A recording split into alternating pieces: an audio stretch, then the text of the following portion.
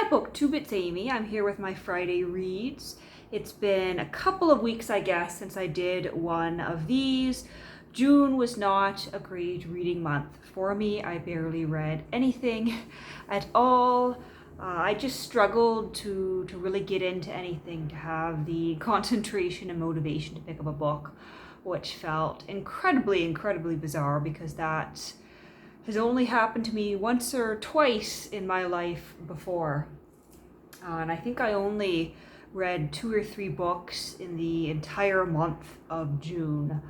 But I did get into a little bit of reading this week. One of the books being My Cousin Rachel by Daphne du Maurier. And I read it on my Kindle. I very rarely show off my Kindle here, but I do indeed own a Kindle, and I got this cute little case for it. And I think it's like the cheapest Kindle you could get. So there's no backlight. It's not the Paperwhite. Just the cheapest Kindle that was on offer when I wanted to buy. But I did a buddy read recently with My Cousin Rachel by Daphne du Maurier, and I admit I didn't enjoy it all that much. I read Rebecca several years ago and loved that one, but I sort of question whether I would enjoy Rebecca as much as I did as a teenager if I reread it now, just based on my reaction to this book. So this is essentially the story of Philip, who is a young man who was orphaned as a child. He was taken in and raised by his wealthy uncle, Ambrose, and he was very close with Ambrose. He was going to inherit Ambrose's fortune. And then Ambrose goes on a trip to Italy, meets their distant cousin Rachel, and ends up marrying her within a very short period of time. And this novel is, set a little ways back. And so there's no telephone, no fax. They are chiefly corresponding through letter. And so Philip is finding out about Ambrose's romance with cousin Rachel through letter, and he learns that not only have they married, but Ambrose seems to be in some sort of distress. And so after receiving this very alarming letter, he goes off to Italy to see what's going on and potentially rescue Ambrose from Rachel. Unfortunately, when he gets there, he finds that Ambrose has died and Rachel is nowhere to be found. He is told by a servant. He is very bitter about this, goes back to England, only to find out that cousin Rachel is on her way. She does not realize that Philip or anyone back in England have heard about Ambrose's death, and Philip is determined to make Rachel pay for what he perceives to be her role in Ambrose's death. He suspects that perhaps Rachel has gone and murdered him. Unfortunately, Rachel turns out to be not the old lady he was imagining, but rather a very beautiful woman who Philip starts to fall in love with himself.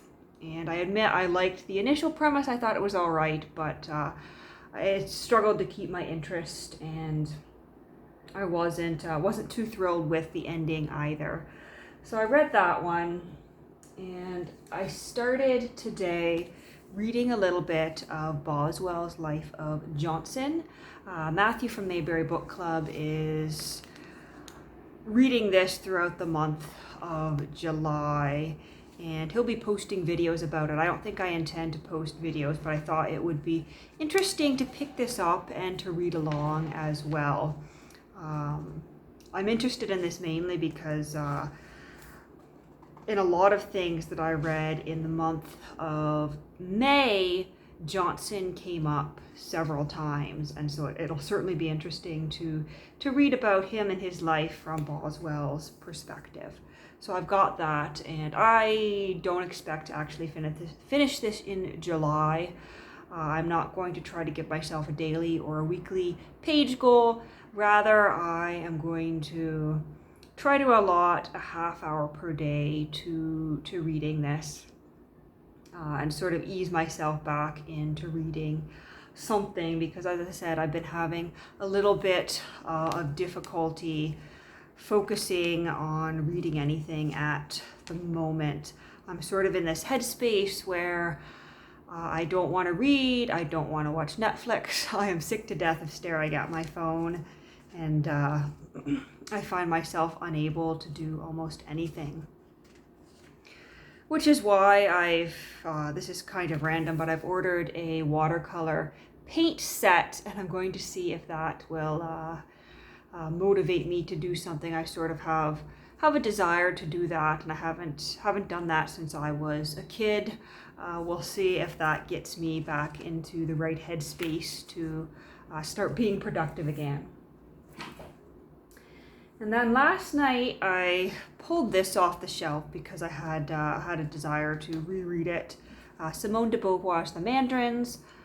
I don't know whether I'm going to do a complete reread or whether I'm just going to read a chapter here and there, but I read first chapter to last night. Just that opening scene where Henry and Henry and Paula are hosting the party at the end of the war. It is the Christmas party. I forgot how delightful Paula can be.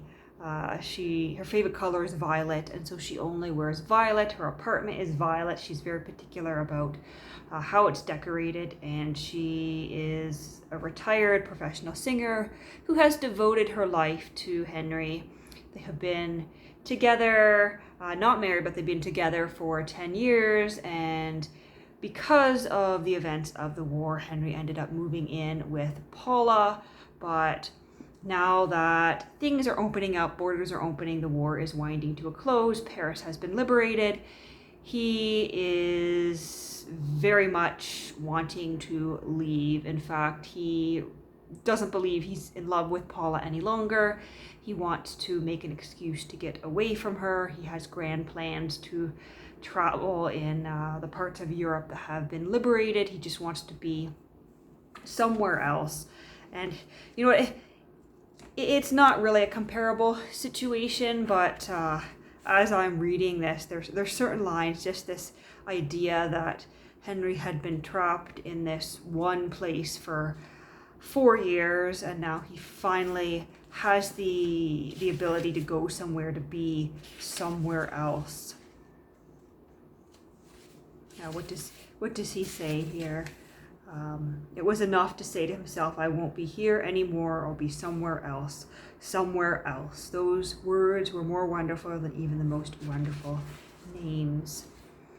And he comments how even though, you know, other villages are ablaze, the sea was foaming over the Dutch countryside, and yet here in Paris, it was a night of festivities, the first Christmas of the peace. There had to be festivities sometimes, because if there weren't, what good were victories? And I can very much relate to his desire to be somewhere else, anywhere else right now. I always enjoy rereading the novels of Simone de Beauvoir, her memoirs as well, and it was kind of a toss-up last night. Do I pick up Force of Circumstance or The Mandarins? And I decided to go with the fiction, with The Mandarins, just because it's a little bit lighter reading, and I've reread Force of Circumstance many times, but I've never done a reread of The Mandarins since I first read it. And that book is sort of sentimental to me in some ways too, because it was the last book that I bought before moving out here to Ottawa, and it was the first book that I read in Ottawa. I had a couple of days before I started grad school, and I sat on the futon couch in the house where I lived as a student and read that. And so that was sort of my way of coming to my new home, reading that book. And now, of course, it's my 1 year anniversary since taking possession of this apartment, and so I guess that sentimental nostalgia is back again. Yesterday was, 2 days ago now. July 1st was Canada Day. Definitely a very low-key Canada Day. It didn't feel very much like Canada Day at all. Usually Ottawa is just full of people. The roads are closed. There's parties. There's fireworks. But of course that wasn't happening on Canada Day at all. I did go to my best friend's place and we were planning to watch the CBC coverage. Normally CBC would live stream the party on Parliament Hill. Of course there was no party this year, but they did have a couple of live shows. We watched the morning show, which was pretty good. I did enjoy seeing Paul Brandt sing. But then we got to the evening show, which went from 8 to 10, and I don't know what the producers were thinking, what the directive was, but it was a bit depressing, honestly. I was expecting, a little bit of light in all this darkness, something to make the day feel a little bit normal, feel like a party, but most of the songs were frankly just depressing. I don't think there's any other way to put it. It was a very somber Canada Day, and I get why you would want to have some somber moments, but on the other hand, I think what some of us really needed on Canada Day was something uplifting, because everything else in the world is so somber at the moment. So I didn't get that boost I was hoping for on Canada Day. Didn't get any fireworks, although I saw one firework that one of my neighbors lit off. But I'm trying to get myself back into a good headspace to read and be creative and be productive with work. I'm feeling a little bit better today because my apartment is clean. I cleaned it from top to bottom. I even got down on my hands and knees and scrubbed the baseboards. I've got a new table. In fact, maybe I'll twist this tripod here and show you my wonderful new dining table. So that's my new dining table. After almost a full year here in this apartment. Technically I took possession on July 1st of last year, but I didn't move in until the 8th of July. After a year in this apartment, I finally have it fully furnished. I've got the queen size mattress I said I was gonna buy when I moved in. I've got 2 chairs here so I can entertain a guest. I've got a dining table. I have a rug on my floor. I have a desk. I have a chair. And it's really starting to feel like a home here, but I am really missing the ability to travel, the ability to go back and back to where I grew up, see family, spend time with friends. One of the things I really miss lately is just the ability to, decide to go to a movie, to sit in a pub. And I'm sure these are things we're all missing right now. Yeah, this is life right now. We'll get through it. Do let me know in the comments below what you're reading at the moment. If you're planning to read along with this James Boswells Life of Johnson, whether you've read My Cousin Rachel and think it's any good, do let me know in the comments below, and I hope you all have a great weekend.